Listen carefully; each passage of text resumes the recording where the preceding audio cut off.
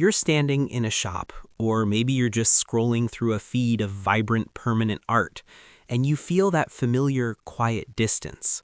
It isn't that you don't appreciate the beauty of it. You do. You see the intricate lines and the stories etched into other people's skin, and you understand why they do it.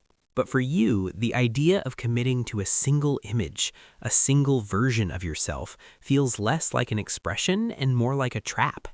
You've probably told people it's because you're indecisive or because you don't like needles, but those are just the easy answers we give to keep the conversation short. The truth is much quieter. It's a whisper in the back of your mind that asks, what if I wake up tomorrow and I'm someone else? You live with a profound, almost hyper-awareness of the passage of time and the fluidity of the human soul. To you, the you of 5 years ago feels like a stranger you once shared a house with. You remember their clothes, their favorite songs, their heartbreaks, but you aren't them anymore. So the thought of carrying that stranger's choices on your shoulder for the next 50 years feels heavy. It feels like a debt you'll eventually have to pay to a ghost. In psychology, we talk about the end of history illusion.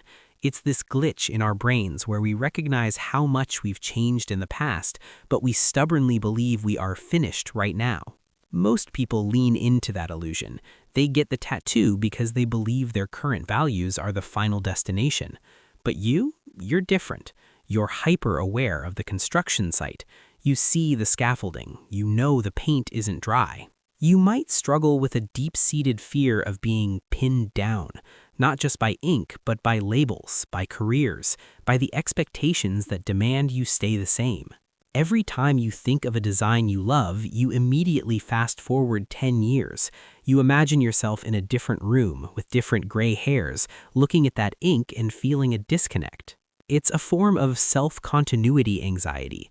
You are so protective of your future self's right to be different that you refuse to leave any permanent footprints today. You want to remain a blank canvas, not out of emptiness, but out of a desperate need for total, absolute freedom.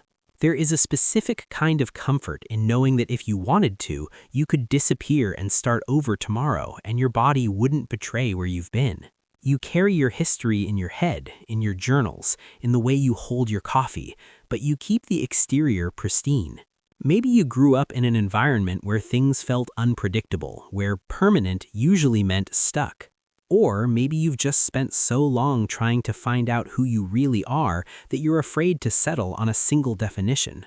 You worry that a tattoo would be a period at the end of a sentence that you're still busy writing. It's not a lack of conviction, it's actually a radical form of honesty.